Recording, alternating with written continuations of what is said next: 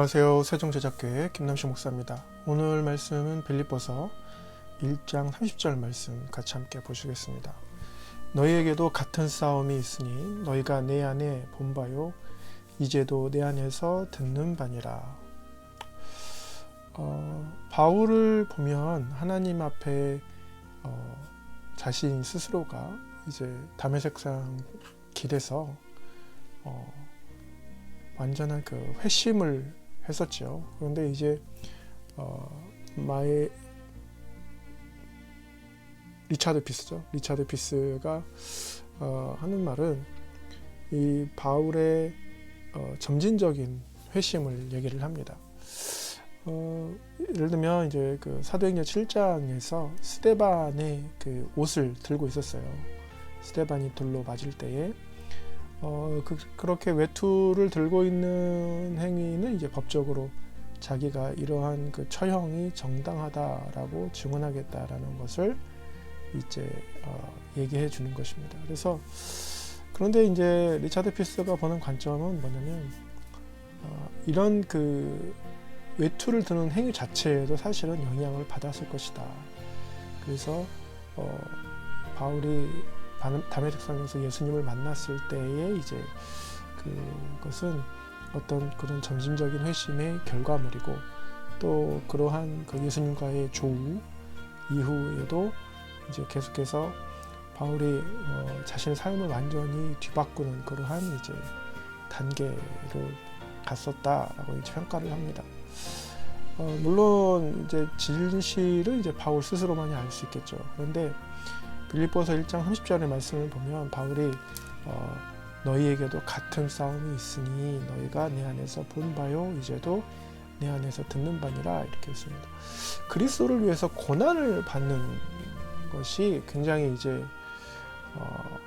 바울에게 특히나 이제 그 초대교회와 로마 제국이 있는 상황, 그래서 고난과 박해가 점점점 심해지겠죠. 그래서 많은 그리스도인들이 이제 순교를 당하는 상황입니다. 그래서 바울은 오늘날 우리가 경제 부흥기에 여의도 순복음교에서 외쳤던 삼박자 축복 이런 걸 말하지 않고 오히려 고난에 대해서 이야기를 하고 그 은혜를 받음과 동시에 고난도 함께 온다. 그래서 시대적 상황을 이야기를 하고 있습니다.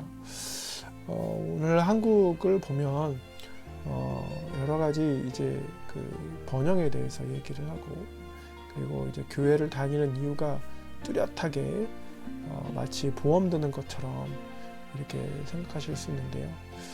그러나 중요한 것은 우리가 가장 중요한 목적이 예수님과 동행을 하면서 때로는 햇살도 비칠 수 있고 때로는 폭풍우가 올 수도 있고 때로는 죽음도 올 수 있다라는 것을 균형 있게 알아야 됩니다.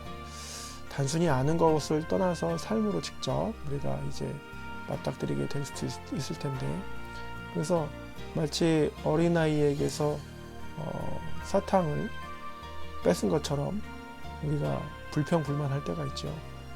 내가 왜 원하는 거 안 주냐? 내가 왜 하고자 하는 일을 막느냐? 이런 식으로 할 수 있는데 바울의 시대 초대교회 성도들은 그러한 것보다 자신이 선택한 이 신앙을 위해서 어떠한 고난과 죽음도 견딜 수 있는 그러한 자세를 가지고 있었다라는 것이죠. 바울은 1장 30절에서 너희에게도 같은 싸움이 있다 그랬습니다. 이 이야기는 바울이 이미 겪었던 여러 가지 어려움들 그리고 끝내는 이제 순교의 과정들을 얘기하는 것인데 바울이 빌립보 교인들에게 이러한 어려움이 있으니 피해라 라는 것이 아니라 이러한 어려움이 있으니 오히려 나와 함께하자 우리가 그리스도를 위해서 함께 고난을 받자 이야기를 하는 것입니다. 여러분 지금 삶이 어떻습니까? 어떤 맞닥뜨린 상황들이 쉽게 풀리지 않죠. 그렇게 쉽게 풀리지 않는 상황에서 가장 중요한 것은 예수님과 함께 동행하는 것입니다. 말씀을 읽고 기도하고 계속해서 꾸준히 그렇게 예수님께 간구하는 모습 그랬을 때 하나님께서 그 모습을 보시고 결국에는 하나님께서 선하신 방향으로 이끄신다라는 것을 기억하시고 오늘 하루도 복된 하루 되시기를 예수님의 이름으로 축원합니다. 감사합니다.